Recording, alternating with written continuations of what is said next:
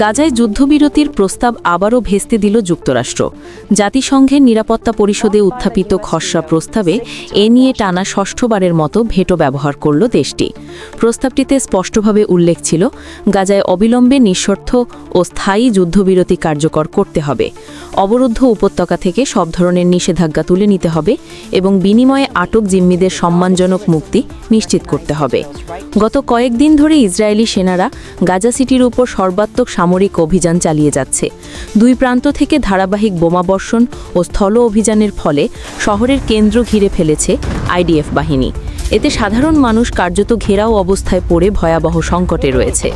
হাসপাতাল ও ত্রাণকেন্দ্রগুলোতেও দেখা দিয়েছে চরম খাদ্যর ও ওষুধের সংকট। আন্তর্জাতিক মানবাধিকার সংস্থাগুলো সতর্ক করছে, এভাবে অভিযান চলতে থাকলে গাজায় মানবসৃষ্ট দুর্ভিক্ষ ও বৃহৎ পরিসরের বাস্তুচ্যুতি দেখা দিতে পারে। নিরাপত্তা পরিষদে তোলা প্রস্তাবে যুক্তরাষ্ট্র ছাড়া বাকি 14টি দেশ পক্ষে ভোট দিলেও ওয়াশিংটন তা আটকে দেয়। খসড়ায় বলা হয়েছিল, গাজা উপত্যকা দখল বা জোরপূর্বক বাস্তুচ্যুতি সম্পর্কিত যে কোনো পরিকল্পনা গ্রহণযোগ্য নয় এবং ইসরায়েলকে অবিলম্বে ধ্বংসাত্মক সামরিক অভিযান বন্ধ করতে হবে। অনেক দেশ ও মানবাধিকার সংগঠন বিশ্বাস করে, এই প্রস্তাব গাজার চলমান সংকট হ্রাসের পাশাপাশি জিম্মিদের ঘরে ফেরাতে বড় ভূমিকা রাখতে পারত।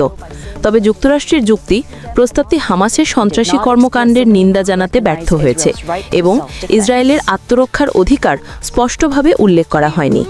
মার্কিন প্রশাসনের ভাষ্য অনুযায়ী প্রস্তাবটি হামাসের ভুল তথ্য ও বর্ণনাকে বৈধতা দেওয়ার ঝুঁকি তৈরি করেছে, যা তাদের কাছে গ্রহণযোগ্য নয়। ফলে তারা এটিকে প্রত্যাখ্যান করেছে।